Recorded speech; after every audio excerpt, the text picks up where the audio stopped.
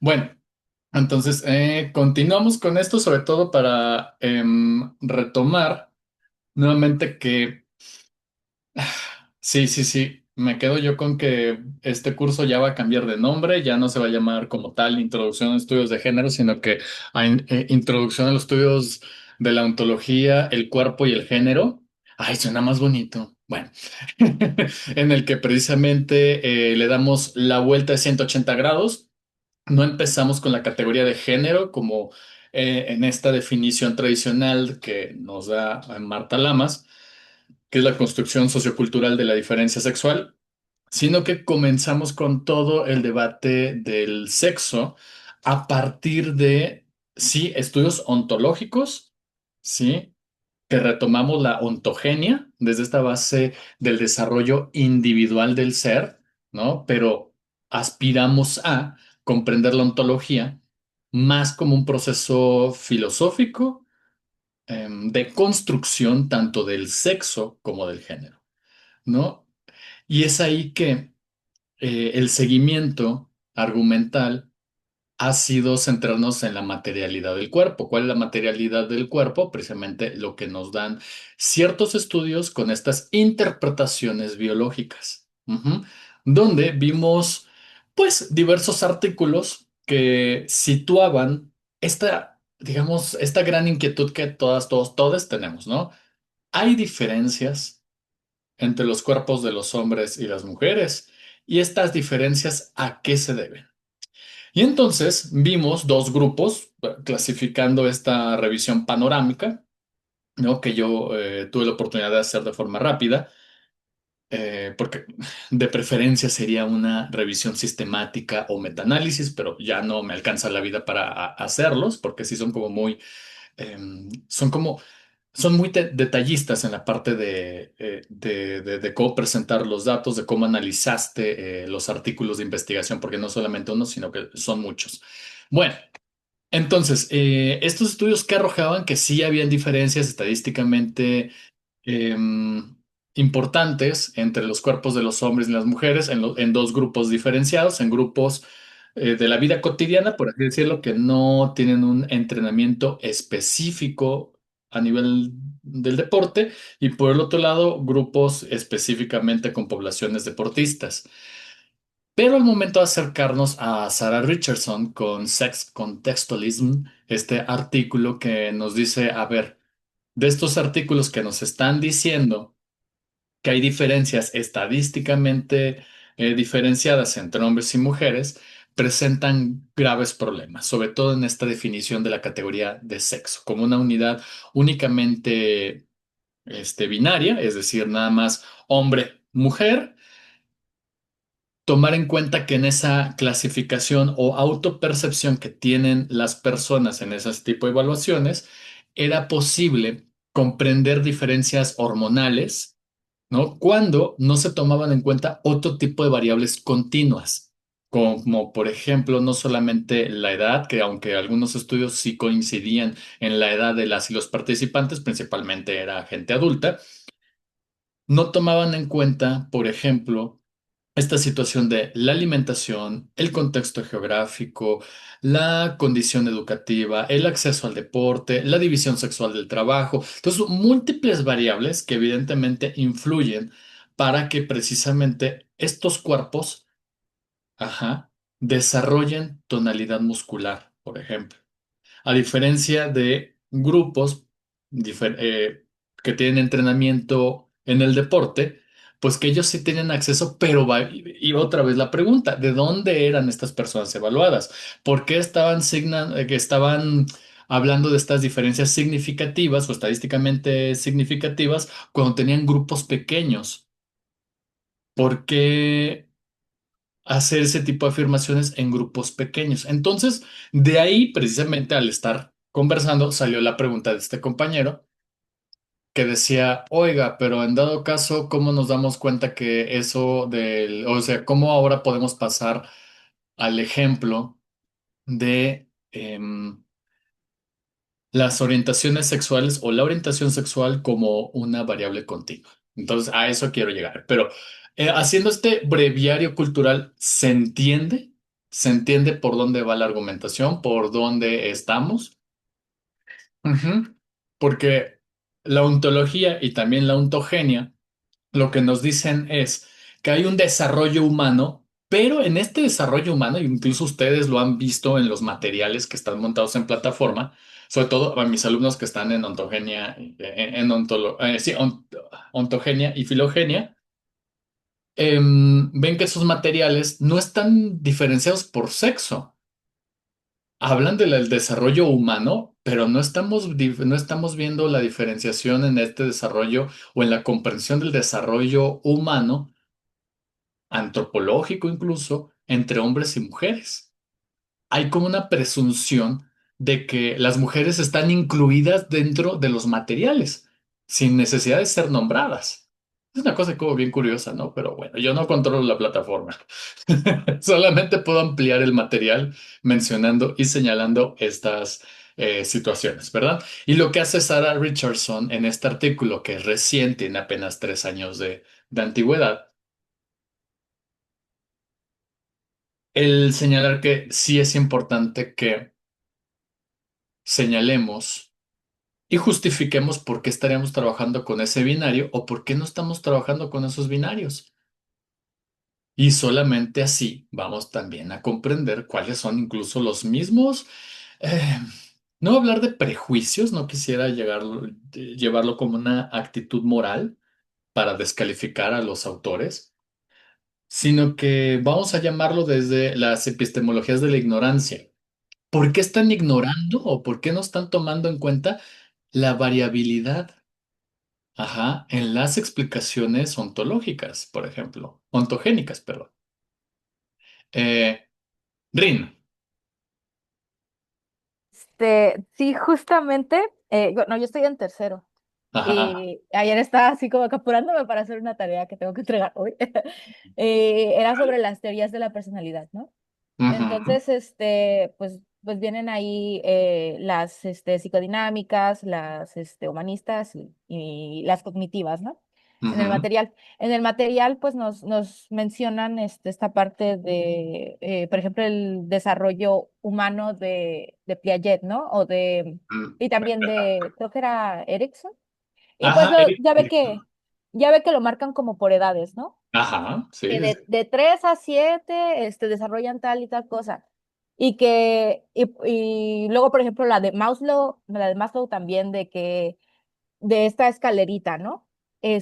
Pero yo luego también me quedaba como dicen que de 18 a 21 pues vas buscando pareja y vas buscando trabajo, pero también me quedé, oye, y las comunidades indígenas donde a las niñas las casan a los 11 años o donde no estudian, o no sé, o Mm, sea, esos casos que parecen, como decía en un video que nos había puesto en la, en la clase, ujú, este, parecen la excepción a la regla, pero ¿cuántos millones de personas realmente están pasando por eso y no se están considerando? O sea, ese desarrollo humano que nos están enseñando para ser psicólogos está súper sesgado, o sea, me parece como increíble que, o sea, yo entiendo que en ese entonces, cuando se desarrollaron esas teorías, pues la antropología también iba naciendo como una forma de colonialismo, ¿no? Pero ya claro. para este punto, que no lo marquen como es que hay que considerar estas variables, pues me parece, si no es Sí. intencionalmente malvado, pues al menos con cierta ignorancia como feíta, pues. Híjole, no sé qué colega te está dando la materia, ni me digas, por favor. Pero yo creo que también es válido preguntar. No, o sea, que uno está todo bien, todo ok con la plataforma, solo si podría brindar información sobre artículos que hablen del desarrollo precisamente en condiciones no occidentales, americanas, heterosexuales y situadas más en condiciones rurales, latinoamericanas, cómo es el desarrollo. No, o si se han visto como diferencias. Digo, aquí yo ya voy a estar generando, y creo que estoy bien, o sea, no que estoy yo bien, no, sino que está bien, perdón, generar, pues esta crítica. No, yo ya estoy criando en ustedes cuervos, está bien. No siempre pregunten, pero es que ese planteamiento me parece súper válido porque además, a ver, yo no conozco esa materia, mm, pero por lo que suena, ya tú me dirás, es de que estoy súper seguro que llegarán precisamente a Jean Piaget, sí a Eric Erikson, pero Jean Piaget tuvo un alumno doctoral. Este alumno doctoral se llama Lawrence Kohlberg. En muchos espacios sí se llega a tocar a Lawrence Kohlberg, que amplía la mirada de Jean Piaget, pero ¿qué crees? Lawrence Kohlberg, y me encanta señalarlo, Lawrence Kohlberg tuvo una alumna doctoral que a la fecha sigue con vida, que es esta Carol Gilligan. Y Carol Gilligan lo que hizo en su tesis de doctorado fue esto que les estoy tratando de compartir, ¿no? O sea, cuestionarle a su propio profesor, de agarrar y decir, a ver, todo bien, vato, pero ustedes dos, tú y el otro señor, que fue tu profesor, con todo respeto, abrazos a Yapi ayer, hablan en generalidades y qué pedo con las niñas. O sea, Jean Piaget trabajó con sus hijas y habla en masculino. Y luego generaliza, porque trabaja con sus, creo que fueron tres niñas, y ya dice el desarrollo de los niños, ¿no? El desarrollo cognitivo y también tuvo su vertiente moral. En la vertiente moral lo amplía precisamente Kohlberg, con una población más grande, pero solamente de niños, y desarrolla esta teoría del desarrollo, pues sí moral, pero el desarrollo de la justicia en los niños. Ujú. Y otra vez, hablando en general, y esta Carol Gilligan agarra y dice, no, no pasa igual. Las mujeres no aprendemos de la misma manera que los hombres esto que les llaman justicia. Pero en esta pregunta de investigación sí quiero plantear y ver cuáles son las diferencias que cruzan entre niños y niñas. Y entonces ya se hace la diferencia en estas etapas de desarrollo cognitivo y evidentemente moral en las niñas que en los niños. Y ya lo vamos a ver porque retomo mucho a Carol Gilligan y toda esta trayectoria. Y es que es bien interesante porque no conocen a Carol Gilligan, no por una cuestión ya personal, pues de quererla ignorar, es que sistemáticamente hay un borrado del aporte de las mujeres. Ahí sí estoy de acuerdo en esa afirmación. Porque, y les pongo este sencillo ejemplo. Si ustedes van a Fondo de Cultura Económica, van y preguntan a Piaget, uy, tenemos un pasillo de Jean Piaget. E incluso seguramente tienen ahí un cartón de tamaño completo con Jean Piaget así. Hay 10 kinders debatiéndose en toda la ciudad y todo el país, seguramente más de 10 peleándose por el nombre de Kinder Jean Piaget. Una vez me topé con un kinder llamado Sigmund Freud, donde la sexualidad despierta. Bueno, no tenía ese subtítulo, pero yo me imaginaba y dije, wow, todo bien con Freud. Luego, si tú vas y preguntas también, oye, ¿tienes la obra de Lawrence Kohlberg? Claro, tendrán un estante un poquito robusto con algunas cosas de Lawrence Kohlberg, pero está bien. Pero si tú preguntas por Carol Gilligan, te van a decir, híjole, su texto está descontinuado. ¿Y por qué lo descontinuaron? Es que no se vendía. ¿Por qué no se vende? Porque no se promueve el trabajo de Carol Gilligan.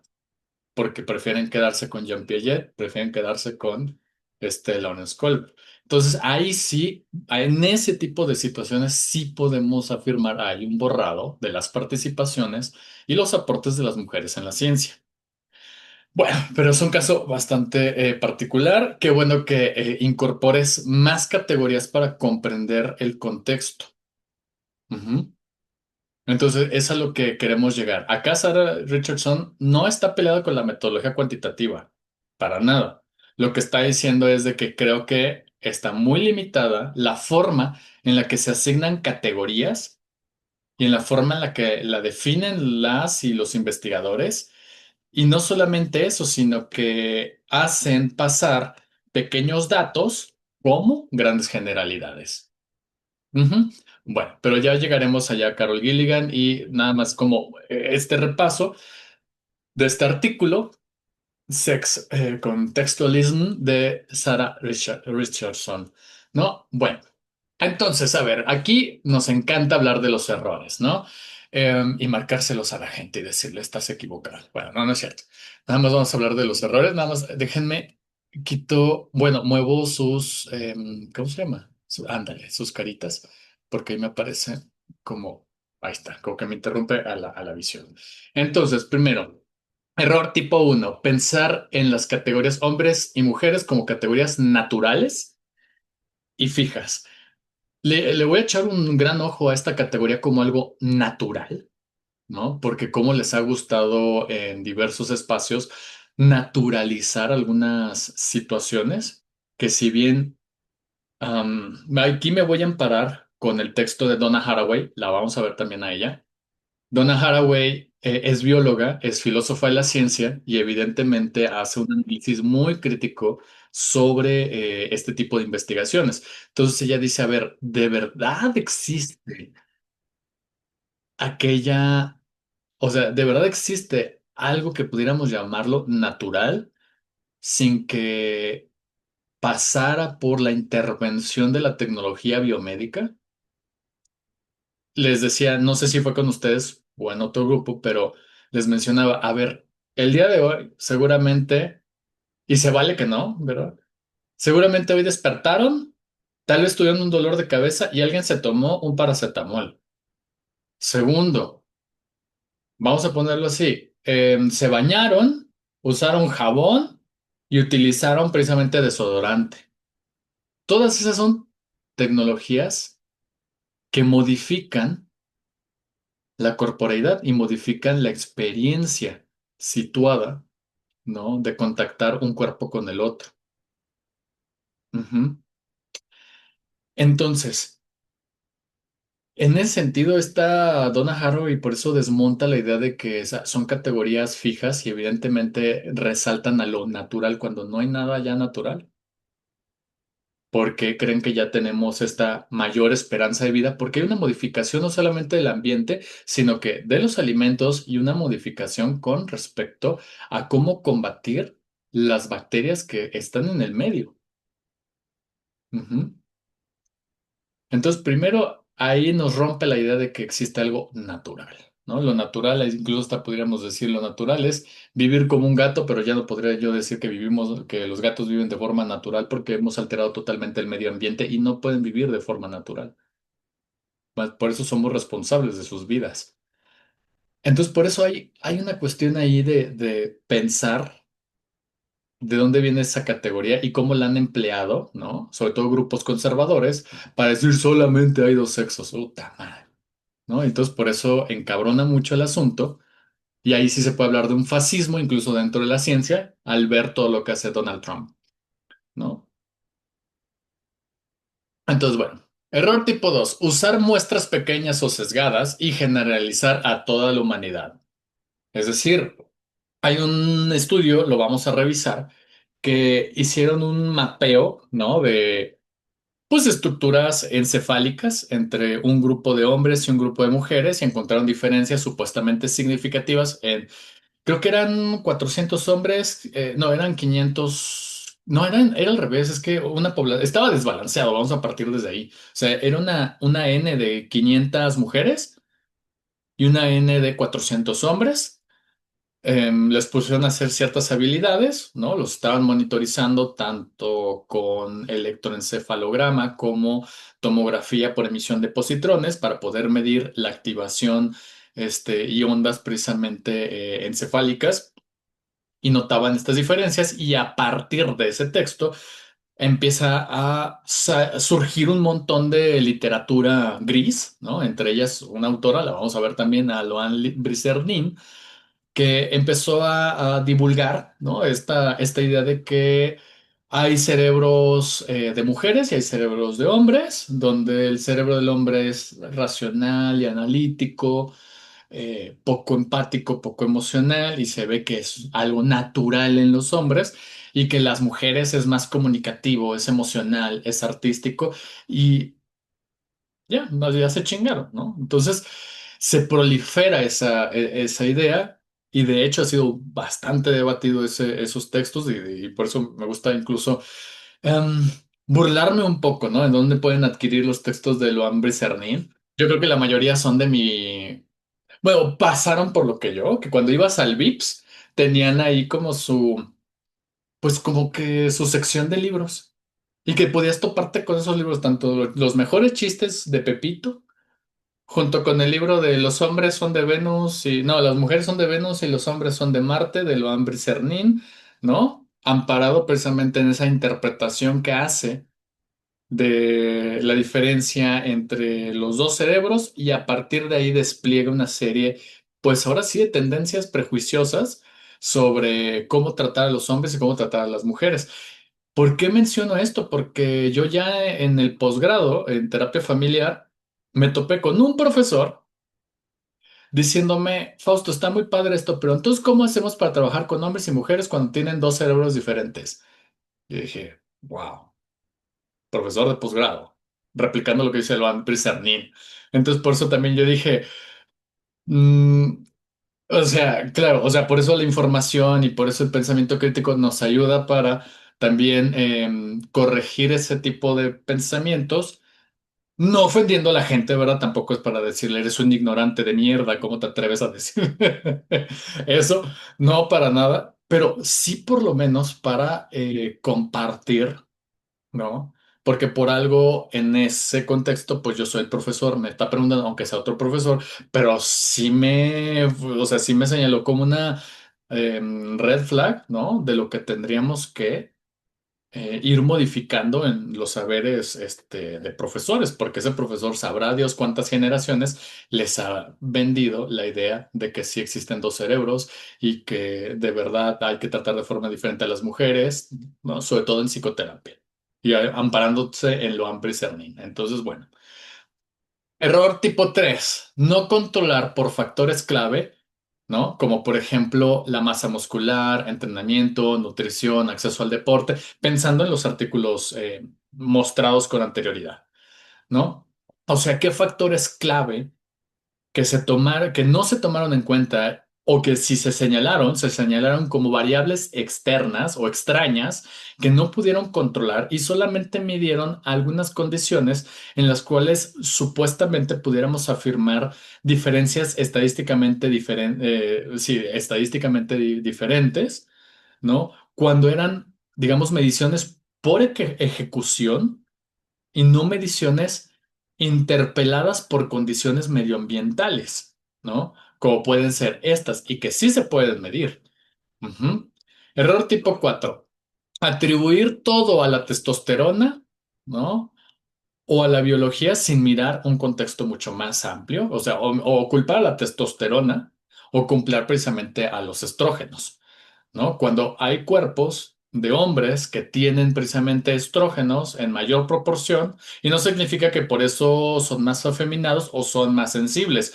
Y también hay cuerpos de mujeres con mayor segregación de testosterona y no significa que sean más rudas o que tengan mayores habilidades en ejecución, sino que vamos a ver en qué áreas está distribuida esta testosterona. ¿No? ¿Qué fue qué efectos está teniendo en sus cuerpos y no necesariamente los hace super mujeres y super sensibles hombres, ¿no? Porque incluso ahí aparece toda esta cosa de la charlatanería que empieza a visibilizar este hombre Aristerón, que es un nutriólogo deportista que va señalando precisamente a todos estos charlatanes de toda la vida fit, ¿no? Donde dicen, tienes que producir tu propia testosterona y no te masturbes porque esa es energía, vital, ¿no? Incluso están fomentando el terror otra vez al onanismo. ¿Sí sabían que el onanismo es el término para decir el aborto masculino? Ah, fíjense. Qué curioso que nomás señalamos el cuerpo de las mujeres, pero no había esta parte del señalamiento de que los hombres también abortan. Y por eso muchas, organizaciones religiosas, por eso no quieren la masturbación, porque al momento que haces el flap, tiras ese líquido de vida y ¿por qué estás desperdiciando eso? Entonces, de hecho, hay un pasaje bíblico, precisamente retoman a Onán, ¿no? Que algo hizo con sus hijos, o no sé si exactamente se masturbó, déjenme les consulto acá para no andar yo de charlatán. pero se le llama onanismo precisamente al aborto masculino. Entonces ya se saben por qué, ay, puede ser muy malo y muy respetuoso también. No voy a decir qué congregación está cerca de mi casa, pero siempre veo a estas personas con una serie de folletería, pues sí, pues ahí cerca del cine. Em, y que mucho lo que te dicen es de que la sexualidad es algo pecaminoso, es algo terrible y evidentemente parte de la sexualidad y conocer tu cuerpo es la masturbación. Entonces el propósito es no solamente esta como política interna de la institución en contra del aborto, sino también de la masturbación, pero no nombran como tal a UNAN. Pues entonces nada más déjenme, confirmo el dato para yo no andar de charlatana acá. A ver, ¿por qué se llama mismo? Bien, vamos a ver qué nos dice la inteligencia artificial. Dice, origen del término onanismo. Viene el del relato bíblico, Onán, en el Génesis. Ah, no sabía el libro, pero sí sabía de Onán. Que es página 38, versículo 8 al 10. Onán debió cumplir la ley del derivato, engendrar hijos con la viuda de su hermano. Ah, que por eso en antropología hay un concepto bien particular para ese tipo de situaciones y desmontar la idea de que la familia es esta organización mamá, papá y los hijos. Entonces que hay diversas configuraciones familiares validadas desde la antropología, pero bueno, ese será otro tema. Bueno, pero ¿qué dice? Onán debía cumplir la ley del levirato, perdón, engendrar hijos con la viuda de su hermano, pero derramaba en tierra su semen para no darle descendencia a su hermano. Ah, mira, si es bien explícito. Dios lo castiga por esta acción. En la tradición judeocristiana, esto se interpretó como pecado de masturbación o coitus interruptus. De ahí surge el término onanismo. ¿Por qué se llamó aborto masculino? Durante siglos, moralistas y médicos premodernos, y hay un tema ahí súper interesante que también la heterosexualidad, o sea, en parejas heterosexuales, corrijo, que no tuvieran hijos, se les consideraba también enfermas. Ujú. Antes del siglo, del siglo XX, inicios del siglo XIX. Bueno, consideraban que el semen contenía en sí mismo la semilla completa de la vida. Oh, sí, de hecho, esto lo van a poder ver en este texto que tiene Tomás Laquer. Tomás Laquer, que es este biólogo, historiador, que empezó a analizar precisamente estas ilustraciones, tanto de la Edad Media como de la Ilustración, perdón, valga la redundancia, donde veían como esta interpretación de la anatomía de los cuerpos. De hecho, vamos a ver un poco de cómo se interpretaba en esta metafísica del cuerpo sexuado que nos trae el mandato divino en la Biblia, cómo precisamente biológicamente hombres y mujeres éramos iguales. Ajá, porque en la interpretación que se daba en la Edad Media, el cuerpo, la diferencia sexual, operaba en cóncavo y convexo. Es decir, que las mujeres, su aparato genital reproductor era un pene a la inversa. Ajá. Y que biológicamente éramos iguales, pero ante Dios éramos diferentes. Ujú. Entonces, a eso es lo que se le llama la metafísica del cuerpo sexual. Ujú. Donde una teoría del todo, como lo es la Biblia, que se ampara de alguna manera como anacrónica, porque puede explicarlo todo en todo momento. Ujú. Da a conocer que la diferencia está ante Dios entre hombres y mujeres, y por eso las mujeres no son iguales a los hombres.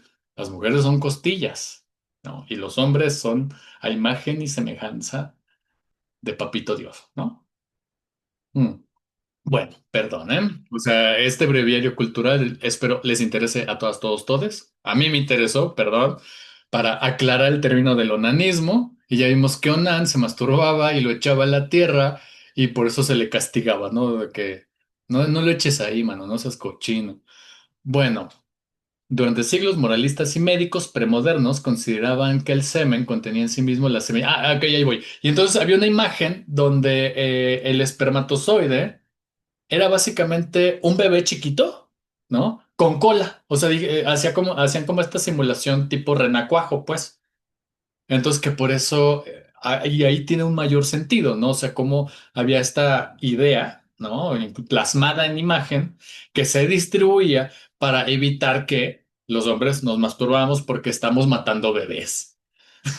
Y entonces por eso tiene mayor sentido cuando uno ve estos Facebook de estos grupos religiosos de extrema derecha, donde dicen no te masturbes, porque vas a perder energía y no solamente pierdes energía, matas bebés. Bueno, evolución del concepto en el siglo XVIII y XIX, como les dije. Con médicos como Tissot, el onanismo se volvió sinónimo de masturbación y se contribuía a múltiples males físicos y mentales. Con la ciencia moderna se entiende que esto era un error conceptual basado en ideas morales y no en biología, y que de hecho hay una recomendación que para prevenir cáncer de próstata, valdría la pena ver qué estudios validan eso, ¿verdad? Pero que para prevenir cáncer de próstata, los hombres tendríamos que masturbarnos al mes un mínimo de, creo que entre 20 y 30 veces. Y dije, wow, o sea, mucho, mucho onanismo. Onanismo para todos. Bueno, eh, pues yo trato de hacerlo, pero no lo voy a exponer acá. Bueno, error tipo 3 no controlar por factores clave. Bueno, error tipo 4 atribuir toda la testosterona. Ya lo dije. Error tipo 5 interpretar diferencias estadísticas como esencias absolutas, olvidando la superposición y la variabilidad interna. O sea, acuérdense de lo que les decía, la superposición que viene de de esta medida aritmética estadística donde tú tienes por poblaciones de hombres y mujeres, ¿no? Tienes esta campana de Gauss o esta campana de normalidad, así le llaman, donde se distribuyen los datos en media, mediana y moda, donde precisamente lo que se hace es comparar el grupo de hombres y de mujeres y en medida en que están juntos, te dice pues que no hay diferencias. Si se van separando, te menciona cuáles son, por qué se separan, ¿no? O sea, por qué habría esta separación entre ambas poblaciones. Y que de hecho, un dato por parte de, seguramente lo conocen, algunos de acá, al doctor Enrique, ay, se me olvidó su apellido, que estuvo precisamente con nosotras en un seminario. A mí me sorprendió que haya querido ser, o sea, él fue mi maestro, mi profesor, y resulta que se mete a uno de se mete a uno de mis seminarios. Me da emoción saberlo como estudiante. Y entonces él confirmando varias cosas, ¿no? Y tampoco estoy diciendo me voy a echar flores, nomás porque fue un profesor mío, pero se siente bonito, ¿no? Espero yo meterme a alguna de las clases que prontamente ustedes puedan tener. Súper bonito. Bueno, entonces, respondiendo a la pregunta sobre qué hacemos o cómo entendemos la orientación sexual desde Sarah Richardson y esta continuidad, encontré tres artículos. De hecho, fueron cinco, pero nada más me dedica a estos tres. Uno es una revisión teórica que se llama precisamente así, Sexual Orientation, Categorized or Continuum, Commentary on Bailey et al. Bueno, Bailey es el autor o la autora al cual se están basando. Este artículo sale en 2016, ¿no? Donde hace como una revisión, primero que nada, del argumento de este autor, Sabine Williams, a favor del continuo sexual y romántico en ambos sexos, ¿no? Con implicaciones para medición, prevalencias y causalidad. Lo que habla aquí, primero en esta revisión teórica, es cómo se ha definido la orientación sexual para diferenciarla de preferencia sexual. Y hablar del continuo es, de alguna manera, detectar en qué momentos no es fija la orientación sexual y en qué momentos sí lo es. Ujú. Donde ahorita no me acuerdo, fue Aranza, ¿verdad? Que me hablaba de esta parte del desarrollo este, infantil, ¿no? Donde siempre se sitúa esta parte que la orientación sexual aparece en la adolescencia, ujú, donde lo ven como una categoría o una variable estática que siempre va a aparecer ahí. Y por eso, de una forma curiosa y totalmente cualitativa, insólita, el señor Freud hablando precisamente de que la sexualidad está desde que nacemos. Hay placer precisamente en estas zonas oral, fálica, latente y genital, ¿no? En la que se deposita precisamente este placer, ¿no? Rompiendo la idea de, am, ¿cómo decir?, de una explicación única de la sexualidad. Entonces, uno, nos venden precisamente la idea de que la sexualidad está depositada en una etapa en específico y que en esta parte del descubrimiento, ¿no? Se queda fija. Ujú, lo descubres y ahí la tienes, ¿no?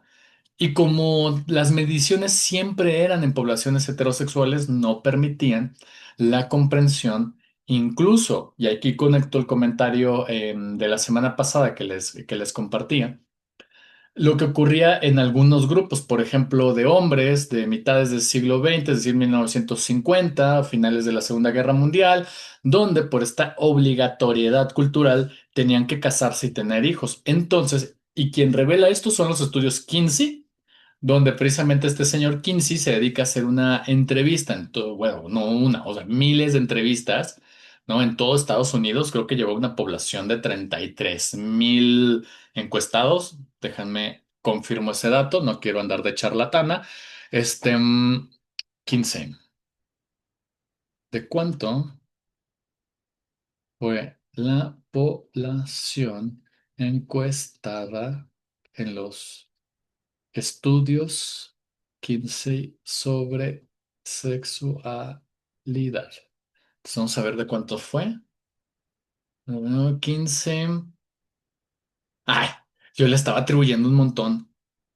Pues el de 30, ya ven, iba a andar yo de charlatán. No, en los estudios 15 se hicieron dos, uno a hombres y otro a mujeres. En hombres entrevistó precisamente 5,300 hombres. Y en mujeres a 5,940 mujeres. El primer estudio en hombres se publica en 1948, o sea, lo que les digo, mitades de siglo XX, pero acuérdense que este tipo de publicaciones tardan por lo menos de 3 a 5 años en salir a la luz. Entonces estoy pensándolo como en 1943, ¿no? En tiempos de guerra. Entonces hay un punto aquí bien interesante, ¿no? Que estamos viendo precisamente como Kinsey, al momento de entrevistar a estos hombres, se da cuenta de algo bien curioso y ahí coincide con este artículo de revisión teórica sobre la orientación sexual como un continuo. Al momento de entrevistar a estos hombres, se da cuenta que no necesariamente todos se definían como tal, como heterosexuales. ¿Cómo se da cuenta esto de esta situación cuando les pregunta con quién fue tu primera relación sexual? Y él descubre que en bastantes hombres, aquí no queda clara las cifras, se las busco también, no necesariamente su primera relación sexual fue con una mujer. En algunos casos, excluyendo los de abuso sexual, su relación sexual inicial fue con otro hombre. Y hubieron casos en condiciones rurales que fueron precisamente con animales, ¿no? Cerdos y vacas principalmente. Y que en el momento en que se llevó a cabo la entrevista, ellos ya estaban casados y tenían hijos. Entonces le llamó bastante la atención porque ahí rompía con la idea de que naces heterosexual y te quedas heterosexual y uno se queda con ese mito. Cuando precisamente en el caso precisamente de estos hombres, que su primera relación sexual fue con otro hombre y que el medio no permitía que salieran de forma visible las personas homosexuales, pues ellos optaban, modificaban o incluso se pudiera hablar desde, ay, este autor que es de la UNAM, Gilberto Jiménez, hablar de esta negociación identitaria. Ellos tuvieron que hacer una negociación identitaria para precisamente subsistir en esa época, ¿no? Y acomodar sus relaciones sexuales heterosexuales más como una preferencia, ocultando su orientación. Preferencia, acuérdense, como un acto elegido. Y preferencia pueden ser un montón de cosas. Yo puedo preferir tener relaciones sexuales en lo oscurito, en un callejón, o puedo tener esta preferencia sexual en mi casa con todas las lámparas prendidas porque me prende que me vean, ¿no? Y me prende ver. Entonces, bueno, o sea, en preferencias hay un montón de cosas, están las filias. Ujú. Pero es importante confirmarlo siempre mediante método científico, ¿ok? Pero uno podría decir, pero Fausto, esta es revisión teórica. ¿Qué pasa con las evidencias científicas de las que tanto hablas? Ah, ya voy para allá. Se llevó a cabo esta encuesta en una muestra de 1,784 individuos que respondieron una encuesta de forma virtual, conectados o localizados principalmente en Facebook, ¿no? Como este sitio de networking inicialmente, donde se exploró la orientación sexual como un continuo en las personas, enfocándose en tres componentes. El Self-Reported Sexual Orientation Identity, es decir, mi reporte de que si a mí me preguntaran con Fausto cómo yo me clasifico dentro de mi orientación sexual, yo diría homosexual, punto. Sexual attraction, es decir, qué es lo que te atrae sexualmente, independientemente de tu orientación, y sexual partners, que significa tus compañeros sexuales, cuántos tuviste, cuántos has tenido o cuáles han sido durante toda tu historia. Y entonces reportaron 5 categorías clasificatorias de esta identidad: heterosexual, mayoritariamente heterosexual, bisexual, mayoritariamente gay o lesbiana, y ya después gay o lesbiana. Ujú. Esto se derivó precisamente de los resultados que las personas reportaban, principalmente de las parejas sexuales, porque dieron cuenta de que las personas en algún punto les gustaba experimentar, independientemente de la orientación sexual que tuvieran. ¿No? Donde habían gays que decían, no, pues mira, yo me llevo muy bien con las chavas y tengo esta amiga que está como muy caliente, no es mi atracción como tal, pero vamos a ver qué sale. Y tenían como esa aventura, incluso hasta las chavas decían, fue más chido coger con un gay que coger con un vato heterosexual, ¿no? Porque consideraban precisamente que se sentían más seguras, que sentían no una amenaza y tampoco que sentían que iba a haber como un acoso, que había una familiaridad de alguna manera. Entonces, puntos bien interesantes donde con evidencia te muestra precisamente que hay una continuidad dentro de lo sexual. Incluso cuando yo doy clases de sexología, me encanta preguntarles, y aprovecho para preguntarles ahorita, ¿a ustedes qué les atrae? ¿El género o el sexo de la persona? Ta, ta, tan. ¿Qué les atrae? ¿El género o el sexo?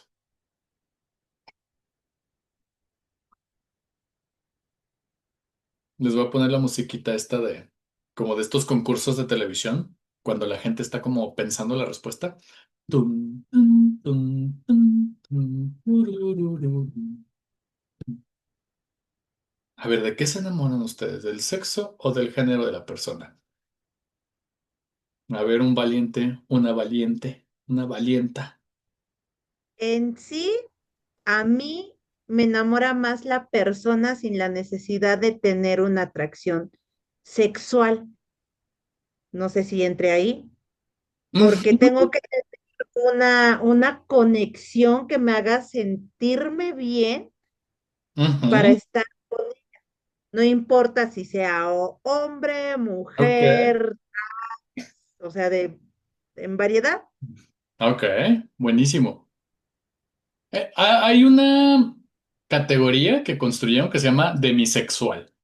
¿No? Que es esta parte que hay algo que te tiene que atraer la persona y es la parte como de del intelecto, ¿no? Y está súper bien, ¿no? Está acá, aceptamos y abrazamos todas las orientaciones sexuales. Bienvenida seas. Pero es interesante esta pregunta porque luego hay personas que me dicen, no, así, sí, sí, se agarran, ¿no? A lo seguro. No, del sexo, del sexo. ¿Y cómo te das cuenta del sexo de la persona si todos estamos vestidos? Porque en este momento pudieran tener enfrente a un hombre trans y ni siquiera se han dado cuenta porque la revisión genital no es algo que tengas a primera vista. Y perdón, nada más lo documento con los casos que se llevan a cabo en los ejércitos durante la administración de Bill Clinton, en el que precisamente dieron a conocer casos de marines que empezaron a salir con mujeres trans y ellos con mucha naturalidad decían, para mí es una mujer. No más que me di cuenta ya hasta después, ¿no? Ya cuando íbamos a tener el acto sexual, pues la diferencia sexual fue lo que pues llamó la atención, pero yo no tengo ningún problema. Yo estoy saliendo con una mujer. Ese tipo de situaciones, claro que llevaron a la reacción conservadora de agarrar y decir, por eso se instaló una medida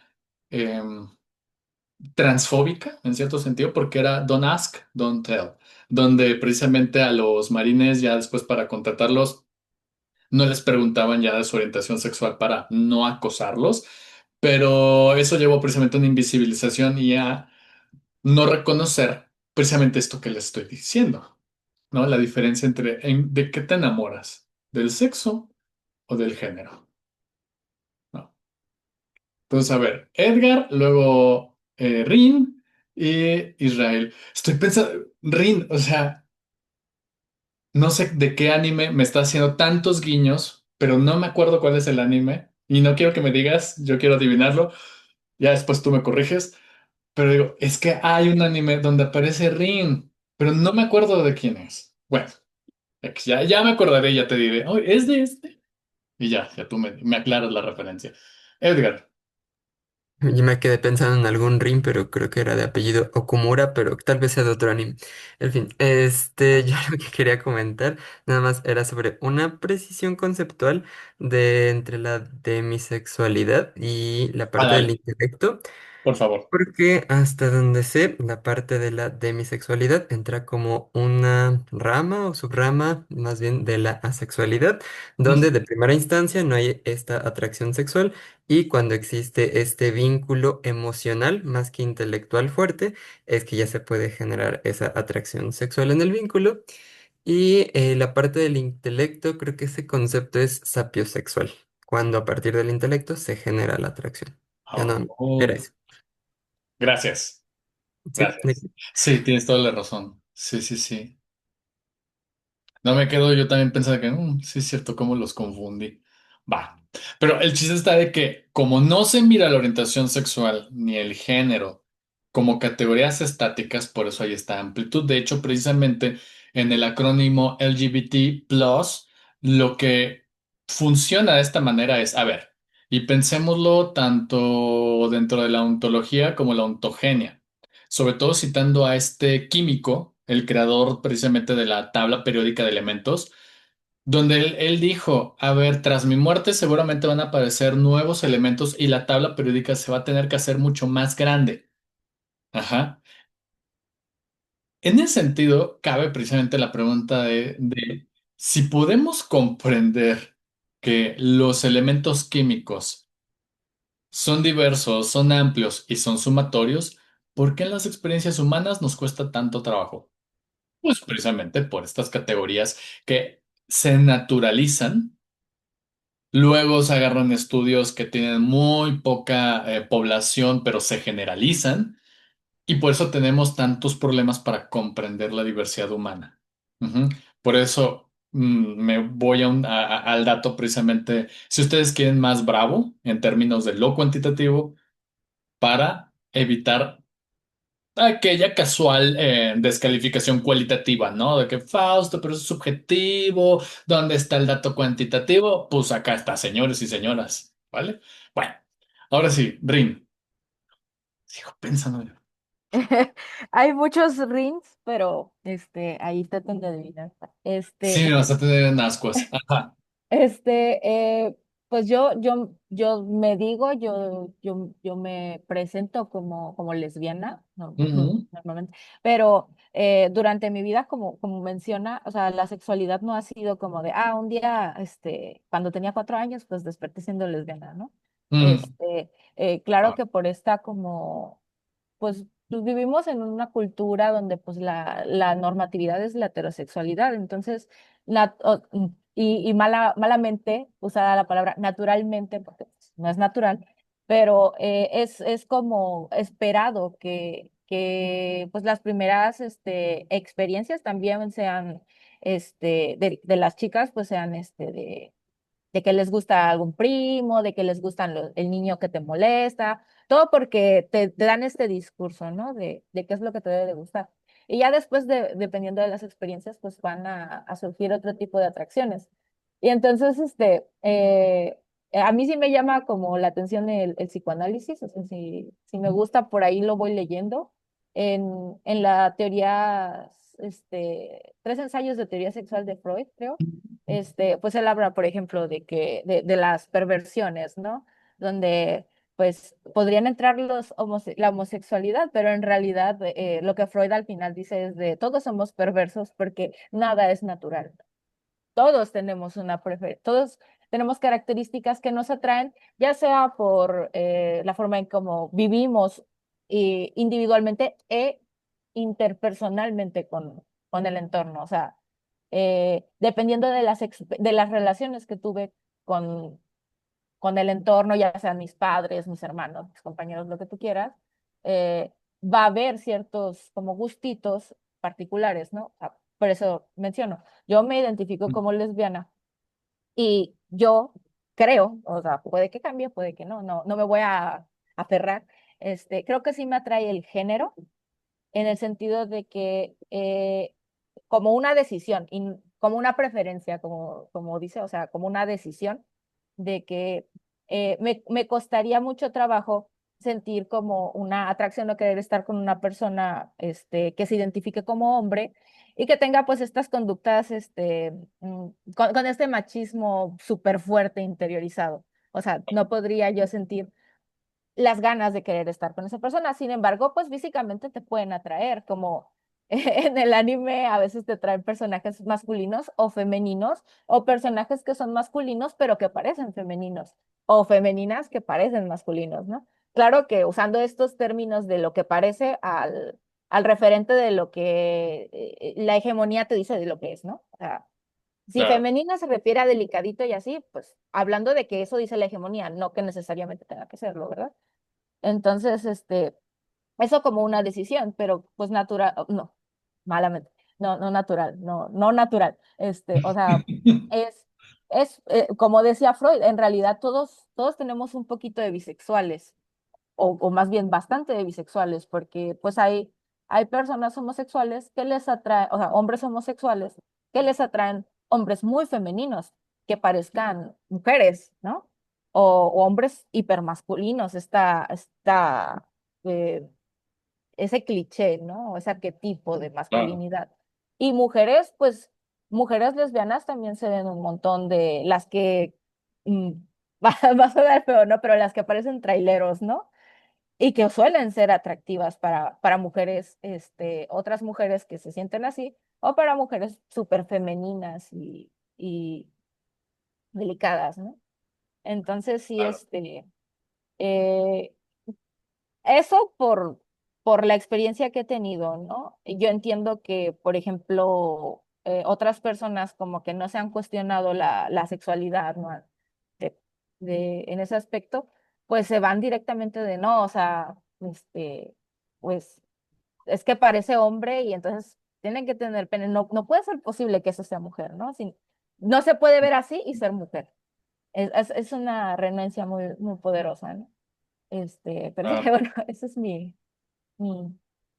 mi experiencia. No, y te lo agradezco y también señalar que acá evidentemente voy a esforzarme en que sea un espacio seguro, ¿no? En términos de poder externar, manifestar, ¿no? Cuáles son, cuando hablemos precisamente del tema, ¿verdad? De orientaciones sexuales, identidades, ¿no?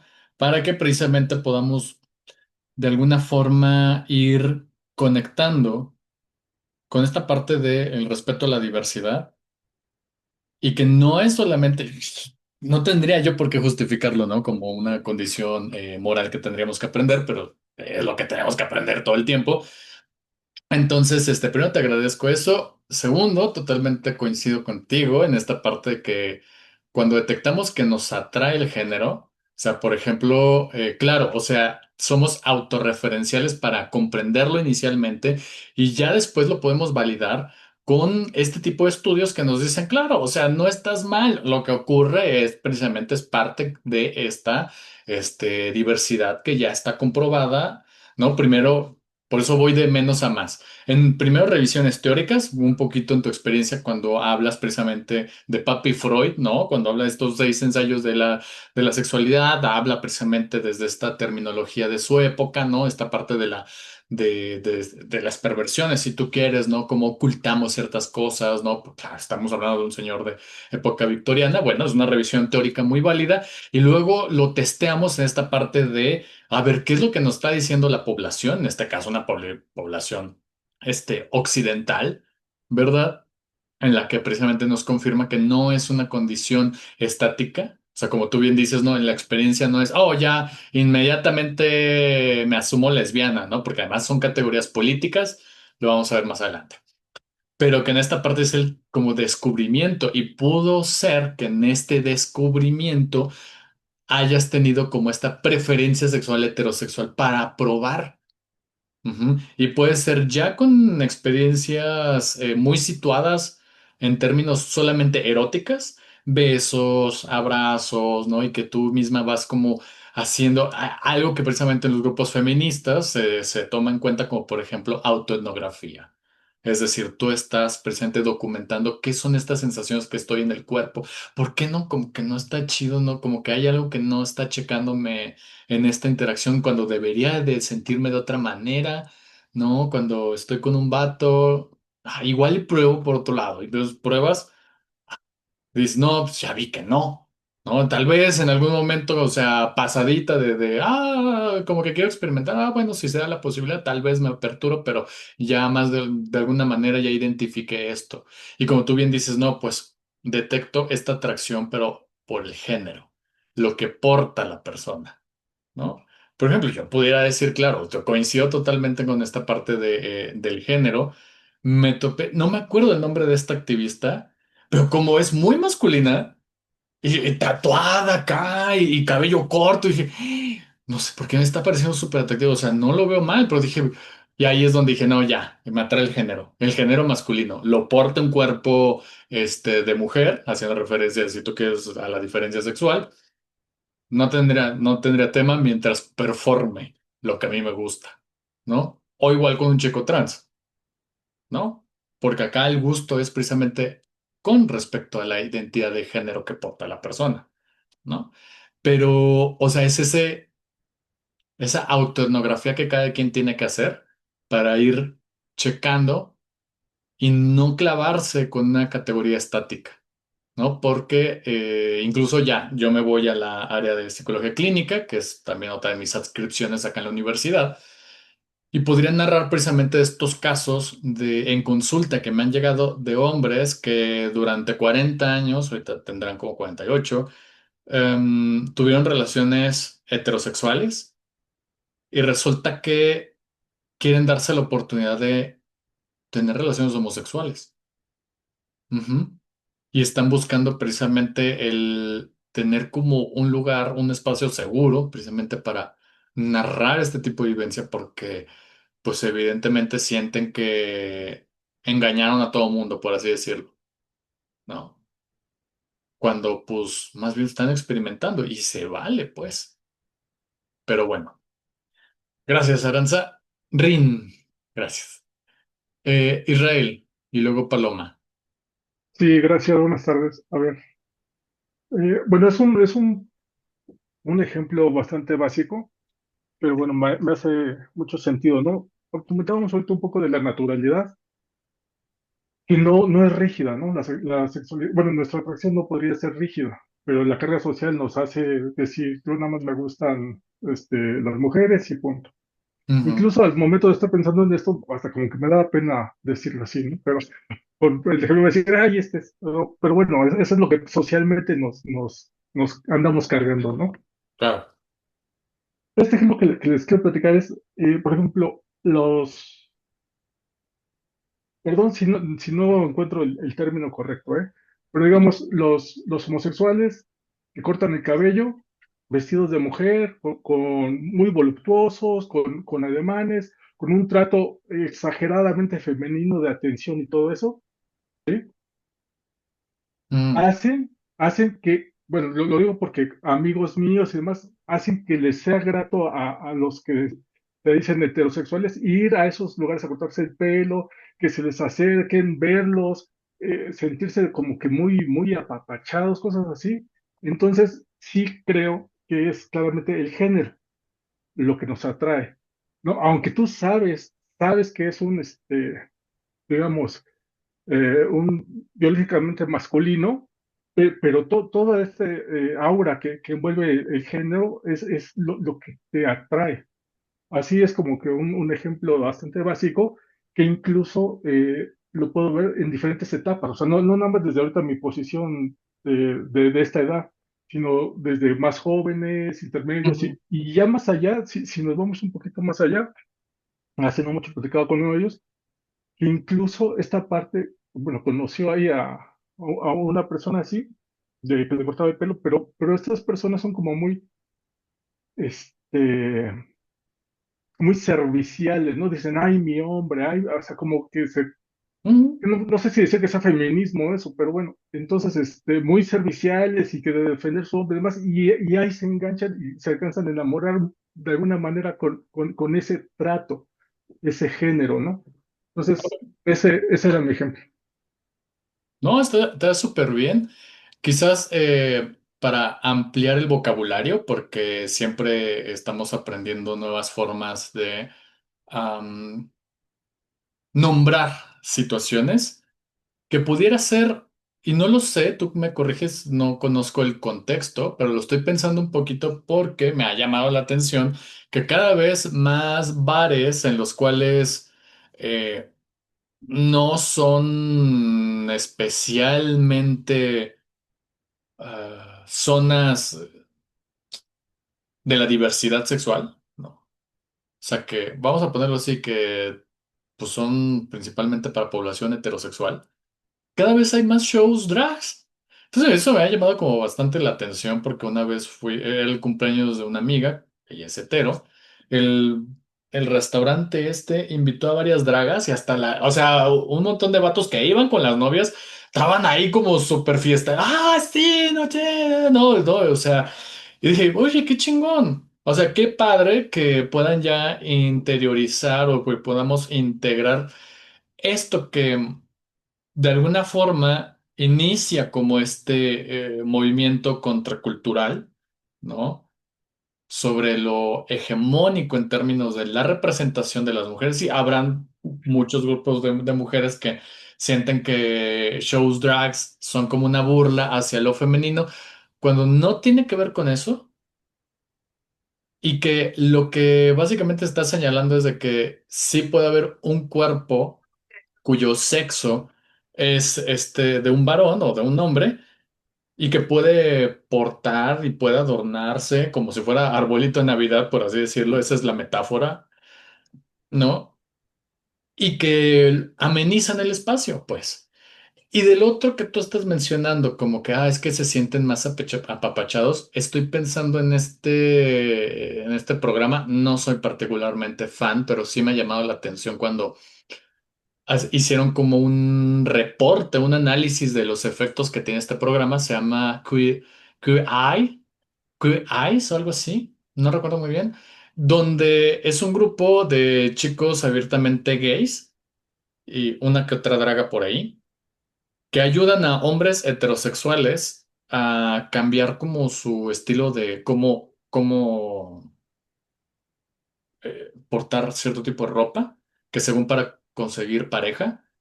Y resultaba que fungía como un grupo de soporte, de apoyo en algunos momentos, para que ellos pudieran externalizar todas las frustraciones que sienten, ¿no? En esta sociedad machista, frente a hombres que evidentemente están conciliados con esta parte más vulnerable.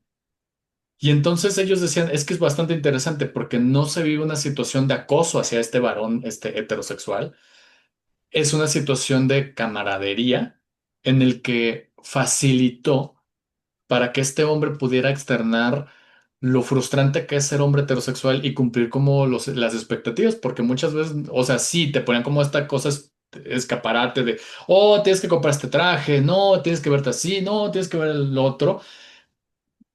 Y pero la crítica ahí incluida era esta parte de tener como este espacio de socialización entre hombres, donde está bien visto ser vulnerable y que no hay problema con ello y que no hay ningún interés para que al otro lo presionaran para que se volviera homosexual, por así decirlo. Entonces decían que ese, ese efecto lo habían visto de forma interesante. Valdría la pena acompañarlo con algún estudio, ¿verdad? Y no quedarme solamente con lo que me está Claro. vendiendo el programa. Porque el programa se va a vender como fabuloso, o sea, eso es el capitalismo. El capitalismo tiene que ser hermoso para que lo consuma. Si no es así, no sirve. Entonces, también lo voy a decir con sospechas. Me quedo yo con la tarea de revisar eh, si hay algún estudio que valide esto que están diciendo, pero me parece interesante, ¿no? O sea, ¿Eh?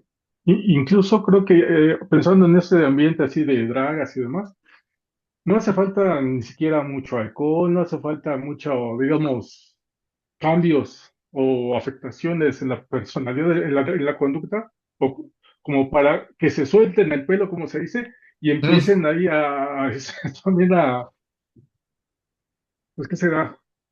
Jotearse, digo, ¿no? Esa es la palabra, pero no sé, o la palabra que yo conozco, pero no sé, es muy fácil que adopten eh, pues el ambiente y se liberen, o sea, simplemente lo disfruten, ¿no? sí, Pero bueno. claro.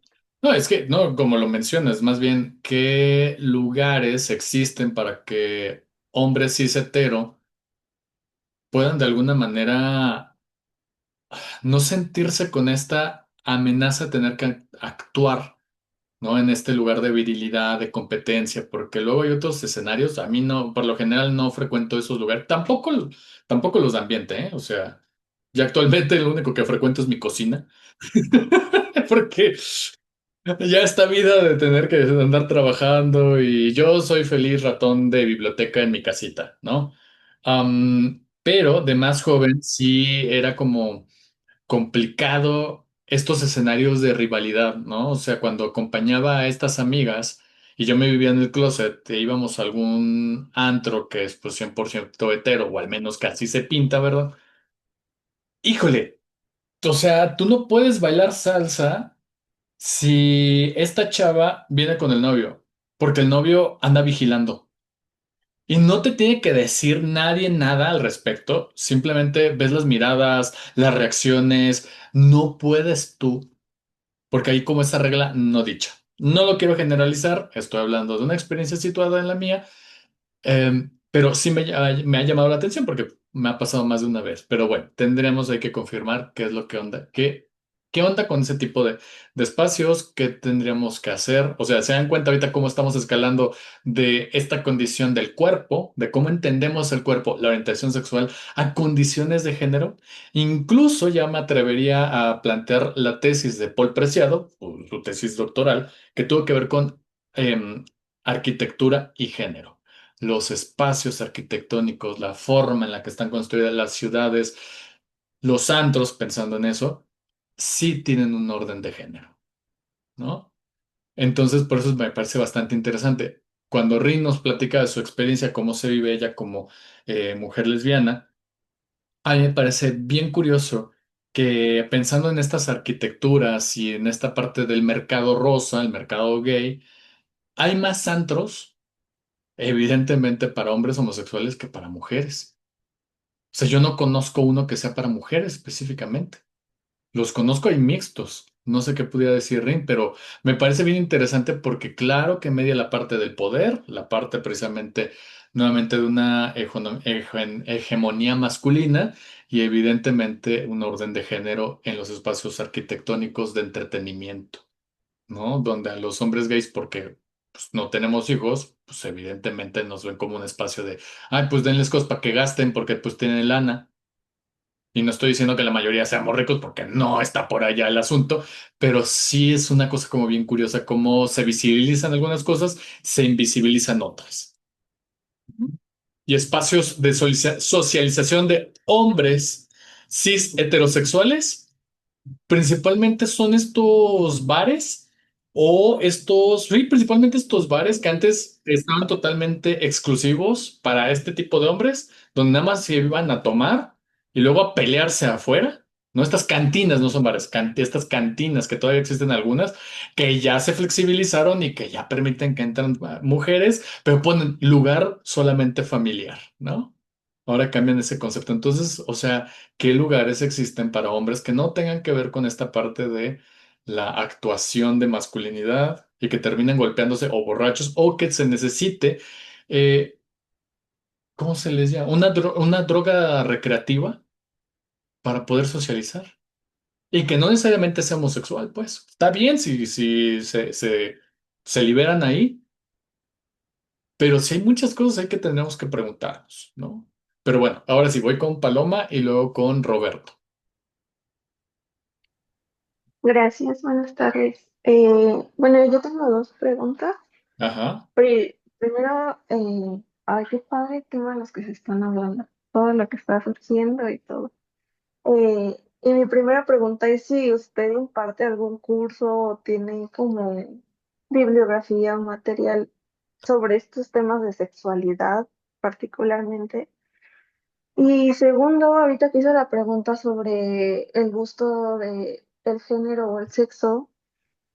Am, en mi experiencia personal, por razones también traumáticas, como Mm, que todo eso ha sido muy complicado y entonces me quedo pensando como, uy, pues no sé, y me quedé pensando, ¿y si nunca sé? O sea, podría existir como mm, como esa incertidumbre eh, por siempre de, o sea, sé que me atrae algo, pues porque practico una sexualidad, pero no sé. O puedo decir, no sé realmente mm, qué es. ujú. Primero, te agradezco que quieras compartirlo. Segundo, no es necesario que cuentes más detalles de los que eh, los consideres, ¿no? Tercero, pensando en esta pregunta que tú lanzas, ¿se vale estar en la incertidumbre? Sí, sí se vale. Por eso estamos viendo que la comprensión del cuerpo tiene que entenderse desde un continuo. Y se vale precisamente que en este momento tú digas, sabes que ahorita no me quiero casar con una sola categoría. Ahorita más bien como que voy a experimentar. Y aquí voy a citar, no, híjole, tengo que buscar el nombre de esta feminista, que ella se dedicaba a hacer reportajes inicialmente se dedicaba a hacer reportajes como de turismo para mujeres, donde daba a conocer que era bien curioso que tú buscabas en las redes qué información existe para las mujeres que se van a dedicar precisamente pues, al turismo, a viajar, y que le aparece un montón de advertencias, mientras que si haces la misma pregunta, pero refiriéndote a los hombres, siempre aparecían todos estos contextos de aventura, de pásale increíble, ¿no? Entonces veía que no había como lugares seguros para las mujeres, ¿no? En términos incluso en las redes, ¿no? ¿A qué voy con esta frase y por qué estoy recordando a esta mujer? Porque ella dijo una frase que me la voy a tatuar en algún momento, que dice, todo con precaución, nunca con miedo. Entonces, si tú vas a experimentar un poco para saber, ¿no? ¿Cómo podrías tú nombrar esta experiencia? Todo con precaución, nunca con miedo. ¿Vale? Entonces, es lo único que podría decirte. De las, ¿cómo se llama? Las recomendaciones, si quieren, déjenme hago una carpeta. Es que de verdad, estoy terminando primero con mis chamacos de maestría y perdón, no es porque no sean importantes ustedes también, pero es un montón de gente a la que tengo que atender. Entonces, estoy terminando con mis chamacos de maestría, de subir materiales y demás para prepararles una carpeta Drive, y este va a ser para todas, todos, todes, ¿no? Con este tipo de artículos de investigación para que ustedes tengan como este acercamiento y también uno que otro teórico porque estoy haciendo como este balance, ¿no? Aunque me estoy centrando principalmente en evidencia empírica primero y ya después vamos a ir incorporando otras críticas, ¿no? Entonces, bueno, yo me comprometo a eso.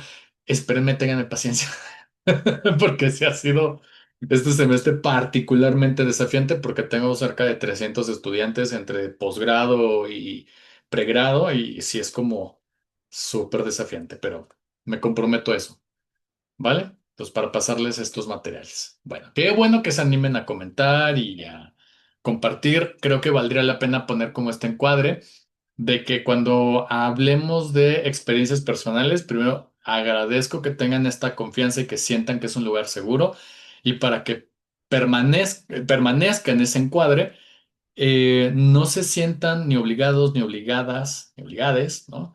A decir más de lo que quisieran comentar, ¿no? Primero que nada.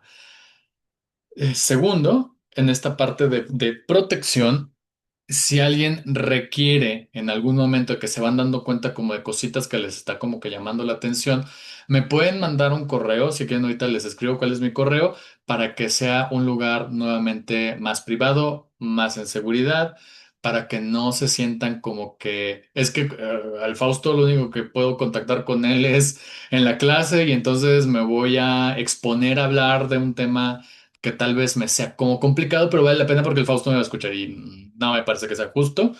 Y les dejo en mi correo para cualquier cosa. ¿Ok? Entonces, bueno, siguiendo con este marco de cuidados hacia las presencias acá. Vale. Ahora sí, Roberto, tuve que hacer esa anotación al pie de la página. Sí, ¿qué tal? Buenas tardes. Ahí, buenas. Es, bueno, creo que me parece muy importante el punto de mencionar el espacio seguro. Entonces, creo que también vale la pena, o al menos me importa, que, por ejemplo, yo soy heterosexual Ujú, y mi orientación es esa. Y para ser honesto, yo tenía como la inquietud o la de por qué el curso de género, ¿no? Y esto lo menciono porque en la clase anterior hizo una anotación que me pareció muy importante sobre, primero hay que conocer la información para poder tomar una postura con relación a. ujú, Entonces, esto lo menciono porque digo, no soy homofóbico ni nada por el estilo. Este, tengo familiares y amigos que son de diversidades distintas.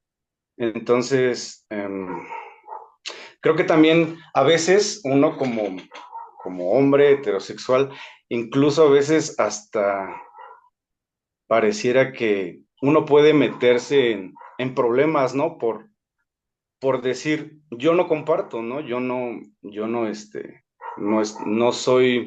No soy activista, no soy promotor de. Am, entonces, digamos, cuando, por ejemplo, en situaciones como este curso de género, pareciera hasta como que da un poquito de nervio de decir, no, yo soy heterosexual, yo no comparto, sin embargo, respeto y estoy para aprender y para entender principalmente, ¿no? Entonces, es cierto también que creo que lo que atrae, sí, sí es el género, porque para ser honesto también, en alguna ocasión me pasó una experiencia en la que una amiga heterosexual me hizo la pregunta, dime de estas 4 fotos, ¿quién es hombre? ¿No? Eran 4 fotos de mujeres y le digo, pues para mí todas son mujeres, ¿no? Y aparentemente, o sea, en lo que son las imágenes, se ven como mujeres atractivas y me dicen, no, pues a ti te dan gato por liebre porque todos son hombres. Entonces, fue la experiencia como que propició la burla y demás, pero pues entonces creo que ese ejemplo a mí me confirma que a mí lo que me atrae es el género. Entonces digo, nunca he como eh, intentado experimentar ni nada, mucho menos. Creo que toda mi vida me he considerado hombre heterosexual, pero también este, algo que se mencionó en clase anterior es sobre, usted mencionó que se tienen evidencias de que se nacen, ¿no? O sea, yo en varias ocasiones tuve un amigo, ya falleció lamentablemente, era gay, y tuvimos pláticas, ¿no? Sobre nacen o se hacen. Entonces, yo también he conocido casos desde muy niños, pequeños, 5 años, tienen como ciertas características y que pareciera que son amaneraditos, no sé, pero yo sí creo que nacen. Entonces, usted lo mencionó, perdón, lo mencionaste tú, Fausto, y creo que eso también es como muy interesante, ¿no? Porque para mí, en mi experiencia o de cercanía con otras personas, creo que todo lo demás, pues es experimentación, ¿no? No sé, esa es mi percepción. Entonces creo que hasta ahí. A pesar de, digamos, estar incluso en un poco interiormente en desacuerdo de que este curso de género sea un requisito para la escuela, este, pues va más allá, ¿no? O sea, como que estoy tratando este, de traspasar esos tabúes propios, de entender que necesito conocer esta información porque hay muchísima diversidad, así como hasta puedo sentir cierto nerviosismo de decir, ¿sabes qué? Yo no, pero respeto y se puede, y puedo, este, tener el acercamiento, ¿no? Con las personas de la comunidad LGBT. Entonces, creo que a veces también es válido, o me parece, decir, pues no comparto, pero quiero aprender, ¿no? Digo, no porque quiera aprender a las prácticas y demás, pero quiero entender porque al final de cuentas estamos preparándonos para eso, ¿no? Para poder básicamente entender al resto de personas. Creo que eso sería todo. Ok, pero te agradezco el comentario. A mí me parece como curioso cómo lo vas planteando porque no estaría yo de acuerdo en que no estés de acuerdo. O sea, hay muchas cosas de lo que acabas de mencionar que hablan más bien como que de tu apertura que de algo que todavía no estés de acuerdo.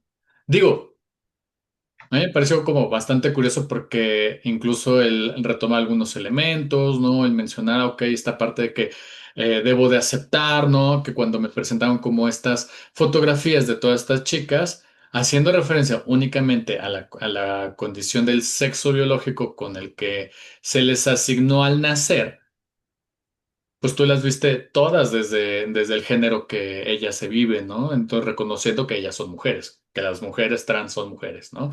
Entonces, yo más bien reconocería eso, ¿no? Que me parece como curioso que trajeras como a colación, ¿no? Ahí reiteradamente, no, puedo no estar de acuerdo.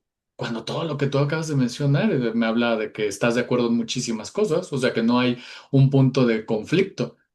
Más bien como que yo más bien lo vería en esta parte de el sentimiento de haberte forzado a hacer algo que probablemente no querías, que es precisamente el requisito de permanencia, porque así se la inventaron, ¿no? Que la materia tiene, ¿no? Pero al final, pues todo súper bien, ¿no? Entonces, no sé, yo quitaría esa parte de que no estés de acuerdo. O al menos en el comentario me hizo ver que muchas cosas estás tú de acuerdo, ¿no? Que más bien acá el espacio, pues precisamente es, yo soy fiel creyente de las democracias y una de ellas tiene que ver con la convicción de los contrapesos. Uno no puede superarse si no existe un contrapeso y no quiero hacer guiños tampoco al capitalismo y a esta idea del libre mercado que llega a ser competitivo cuando precisamente hay puntos de oposición. No estoy haciendo referencia a ello, hago referencia más a esta parte que uno va creciendo en términos de estas tensiones. Por ejemplo, estoy pensando en el compañero que me preguntó esto, hacia el final, arroja la bomba. Oye, Fausto, de esto que tú nos estás diciendo, entonces, ¿cómo se vive la parte de la orientación sexual como un continuo? Entonces me hizo investigar para fundamentar las ideas. Ahora, si yo dije que la orientación sexual es algo fijo y se queda ahí, me desdicho. Me salgo de esa categoría porque sería contradictorio a esto que estoy mostrando con las tesis de Sarah Richardson, ¿no? Para la parte de los activistas era importante en su momento, sobre todo en los años 80, porque deben de saber cuando sucede, pues, no en los 80, particularmente en 1969, los Stonewall Riots, que debido a este acoso policíaco a grupos de personas LGBT que se reunían en bares y que se les acusa por narcomenudeo y que pues por lo menos 1 o 2 semanas estuvieron defendiéndose y a partir de eso, el 28 de junio se considera precisamente esta fecha conmemorativa de lucha por los activistas y todo el reconocimiento LGBT. Bueno, en esa época precisamente los activistas tuvieron que defenderse posicionando estudios que nombrasen la orientación sexual como un destino casi manifiesto en términos biológicos, ¿no? En términos de que naces con esto y nada más lo descubres. Sí, estoy parcialmente de acuerdo con eso. ¿Y por qué digo parcialmente? Porque esta es la evidencia que comprueba lo contrario.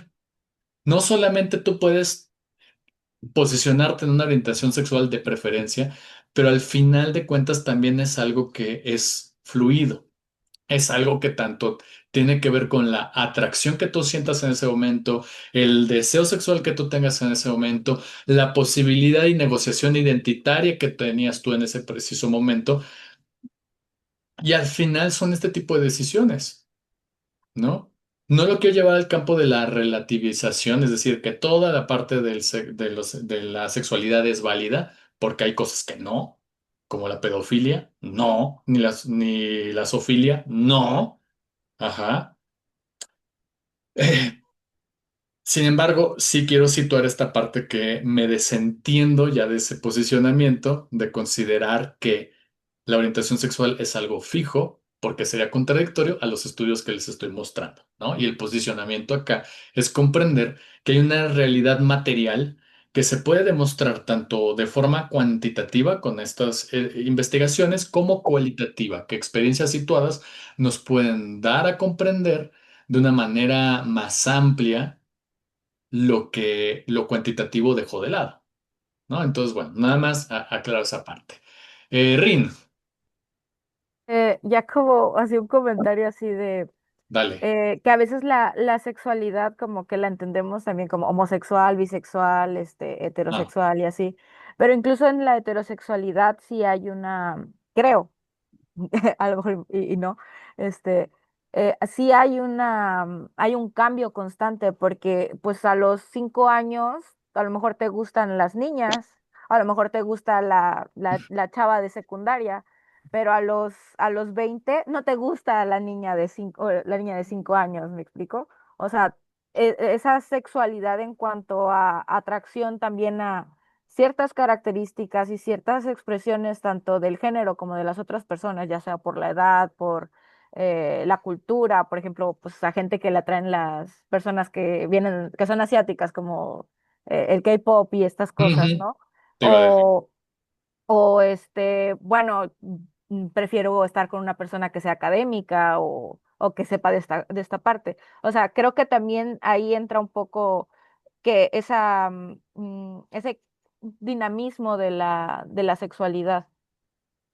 Porque pues estaría rarito que nada más te gustara el niño de 5 años que te gustó cuando era niño y solo te gustan los niños de 5 años cuando tienes 50, ¿no? O sea, sí hay ese cambio. Claro. Sí, o sea, es como, el campo de sexualidad también es un tanto desafiante para el tema de la investigación, porque primero que nada, si tú tratas de investigar con categorías fijas, pues evidentemente lo que te va a traer son respuestas que se quedan cortas y ya vimos por qué, ¿no? presentando los errores. Y no solamente Sarah Richardson, vamos a leer otro artículo, les voy a presentar otro artículo de investigación que este está combinado por 5 investigadoras que de alguna manera dan una serie de señalizaciones sobre cómo precisamente entender este tipo de estudios y no caer en, pues ahora sí que contradicciones o cosas falaces, ¿no? Bueno, si me permiten, nada más cierro esta parte con el último artículo de investigación porque vamos de menos a más. Es decir, les presenté una revisión de la literatura a nivel de lo teórico, de lo que existe y de cómo lo van de alguna manera entendiendo la orientación sexual como una categoría o como un continuo, es decir, como categoría a nivel de lo singular y continuum pensándolo en una pluralidad, ¿no?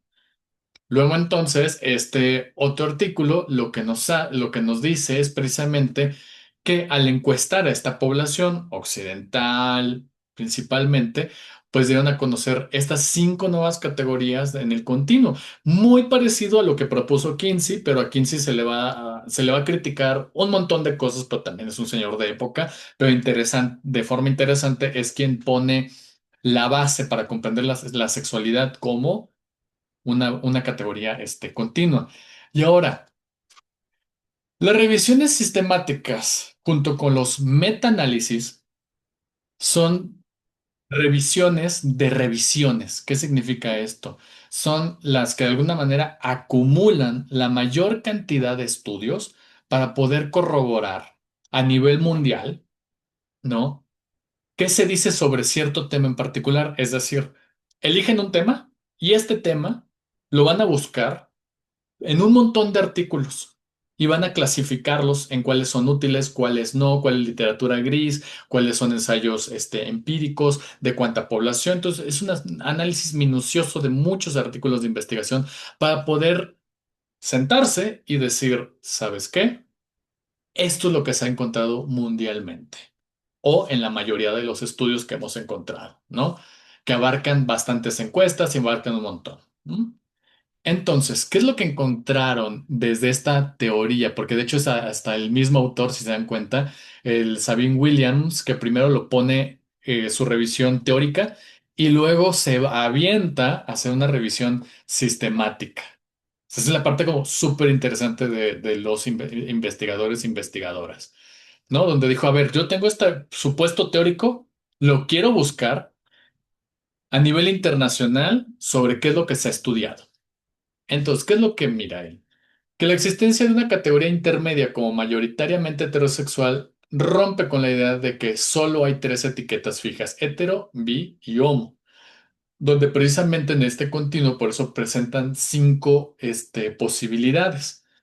Muestra que la orientación sexual es un gradiente con variaciones de atracción e identidad que solamente una clasificación dicotómica. Dos, que en estos estudios revisados, ¿no? Hay una dinámica evolutiva y de desarrollo, que la autoidentificación como mostly heterosexual aumente en la adolescencia y culmine en la adultez temprana. Sugiere que la exploración sexual es especialmente fluida en esos años. Es la parte como bien interesante, por eso un poquito con lo que dijo Ring, ¿no? De que, bueno, es que como que en un principio como que uno duda, pero ya después como que te sitúas. Entonces hay una fase de experimentación que es comprensible, es parte de la edad, ¿no? Y además de las posibilidades también existentes en esa misma edad, ¿no? Después de los 20, 25 años, tiende a estabilizarse y la prevalencia baja en adultos mayores, lo que puede deberse a procesos sociales, normas, compromisos de pareja, menor expresión exploratoria y biológicos, cambios hormonales y de deseo sexual, ¿no? Porque no todo el tiempo estamos buscando tener relaciones sexuales, ¿no? Luego ya buscamos precisamente con quién hacer compañía, hacer match en términos de supervivencia ante todo lo que está pasando en el mundo, ¿no?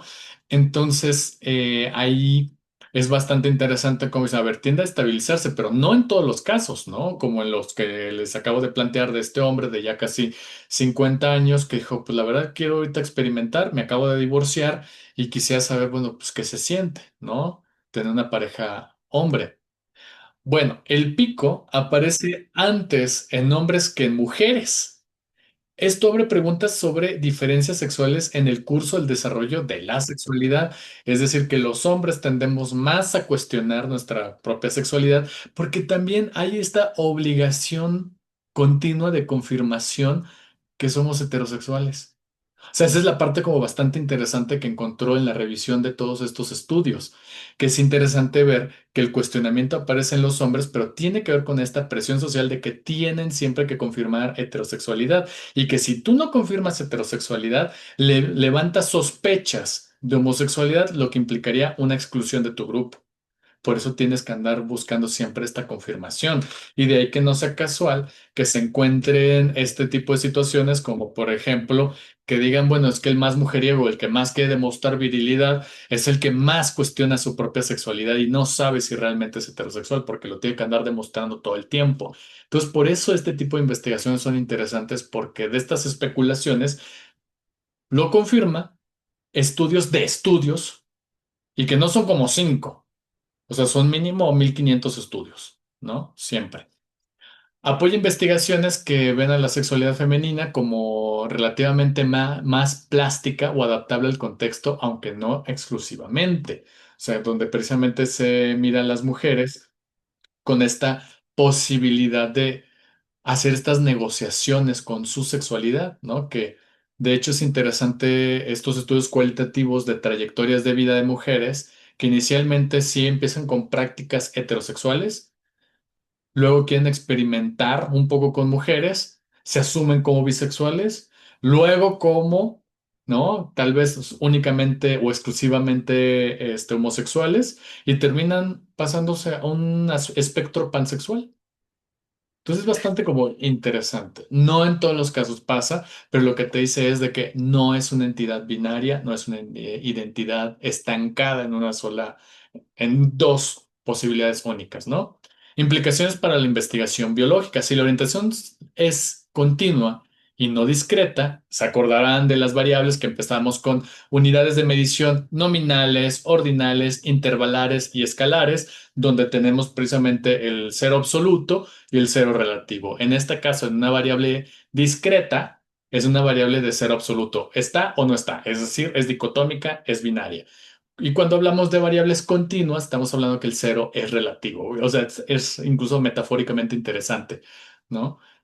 Las evaluaciones biológicas genéticas, neuroendocrinas, psicofisiológicas deben considerar la variación gradual en lugar de buscar grupos puros, ¿no? Los hallazgos en WAS, que no sé las siglas en español, no las recuerdo muy bien, pero tiene que ver con genetics, y no sé qué otra cosa, ¿no? Y estudios de activación fisiológica apoyan esta idea. No hay un marcador biológico único, sino patrones distribuidos y probabilísticos. Esa es la parte como más importante y con esta término, ¿no? Teoría etiológica de la mayoritariamente heterosexualidad.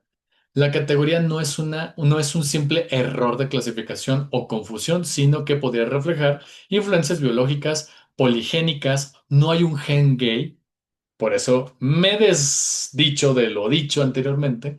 No hay un gen gay, sino predisposiciones múltiples, factores contextuales, exposición cultural, experiencias afectivas tempranas, condiciones de plasticidad en la expresión de atracciones en función de edad, género y entorno, psicofisiológico también, porque incluso aquí podría salir alguien con el dedote alzado diciendo, ya ves, exposición cultural, la cultura woke es que hace gay a la gente. A ver, espérame, no. No están hablando únicamente una sola, porque en dado caso, la pregunta va a la inversa. Si nosotros que nos vivimos desde una orientación sexual no heterosexual y nos educaron continuamente con valores culturales heterosexuales, ¿cómo es que fallaron?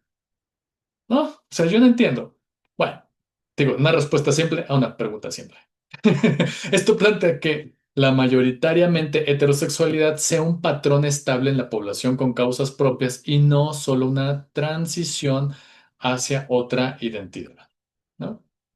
Y con eso terminaría al menos el día de hoy. Luego vamos a ver los estudios, cuáles serán sus errores con respecto a la lectura que hace esta Sarah Richardson y creo que se llama Ignacio Fuentes, no recuerdo muy bien, el otro autor de Sex has a Binarism, a Continuum, perdón.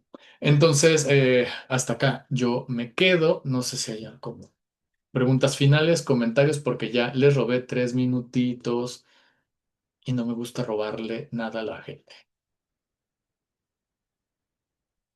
Estefanía. Yo me quedé con una duda cuando mencionó ese momento en el que ya buscamos a alguien para pasar la vida y las cosas complicadas. ¿Qué pasa con el poliamor? Porque tengo entendido que esta cuestión de monogamia y Ajá, ajá, poligamia es un poquito más social o cultural, incluso ajá, política, como es lo que tengo entendido, pero no ajá, sabría. ajá. Ok. Me encanta que me lancen este tipo de preguntas en los 3 últimos momentos. No, y no es queja, ¿eh? Todo bien. Pero me pueden estudiar. O sea, porque hay un punto ahí bien interesante, cómo son estas negociaciones con respecto a las relaciones poliamorosas o como un amigo que es investigador, él está en el ITESO, de hecho nos va a presentar su libro, él habla de orientaciones relacionales. Al hablar de orientaciones relacionales hace esta referencia a que elegimos de alguna manera cómo negociar nuestras formas en las que nos vinculamos con las y los demás. Y entre estas posibilidades de orientaciones relacionales, el doctor Edgar lo que nos dice es precisamente que existe la cuestión poliamorosa, pero hay diversas formas de este tipo de arreglos. Ojo, acá ya estamos viendo, incluso estamos pasando al punto en el que rompemos a la categoría familia como una categoría biológica, como la que supuestamente la han querido definir algunos sociobiólogos, entre ellos Talcott Parsons, donde habla precisamente de, y seguramente lo han escuchado, la familia es la célula de la sociedad. Entonces, cuando hacen esa metáfora de la célula, suponen que hay una construcción meramente biológica, ¿no? Que sostiene la categoría familia, cuando lo único biológico es la reproducción. Ujú. Y evidentemente, pues el coito. Eso es lo único biológico ahí. Y lo demás son estos arreglos que están diseñados para lo que las feministas marxistas llamaron la división sexual del trabajo. ¿No? Donde suponían precisamente estas virtudes desde una interpretación biológica en la que el hombre, por tener testosterona, testículos, escroto, genitales externos, vive en la o se sitúa en el espacio público por cacería, copulación fuera, todo afuera, todo afuera. El éxito está afuera.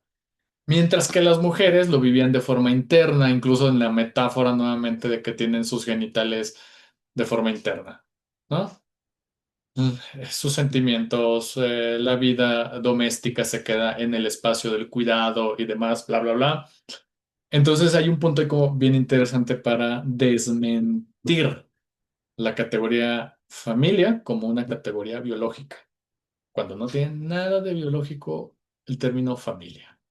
Pero se quedará otra vez gracias en continuará, puntos suspensivos. Al igual que el nombre Rin. Te juro que estoy ahí como, ya revisé Sailor Moon, es Rini, pero no es Rin. Y hay un Rin, y hay una Rin, no sé de dónde. Déjame experimentar, ¿vale? Yo te digo, mi cosa ñoña de investigador, estoy así como, ¡ay! ¿Por qué no lo sabes, Faustú? Me reclamo a mí mismo. Te doy una pista. No, no, no, no, no. Mejor yo lo busco. Y ya después te digo, oye, busqué de esta tú, y ya tú me dices si alguna de esas o ninguna. Va, va, va. Va, pero sí, ya me quedé yo ahí. Bueno, nos vemos la siguiente semana. Gracias por estar. Siempre es bonito tener un grupo muy fluido, muy grande. Y pues ya saben, las dudas que existan, siéntanse con la confianza de decirlas. Y también de recibir correcciones en caso de que se requiera, ¿vale? O sea, porque estamos aprendiendo también un lenguaje distinto y eso pasa en todas las disciplinas. Ujú. Estamos aprendiendo nuevas formas de estructurar ideas. Por eso cuando hablamos de un lenguaje, sobre todo cuando seguramente estarán en clases de inglés, que tienen algún profesor, yo tengo el mío, y que me corrige siempre la estructura en la cual estoy planteando las ideas.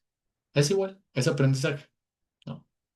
Entonces habrá momentos en los que tenga yo que aclarar términos para que tengan una expresión más fluida, ¿no? En el lenguaje precisamente de la ciencia, el género y la tecnología, particularmente hablando precisamente de lo que tiene que ver con la historia y evolución del término cuerpo, sexualidad y evidentemente género.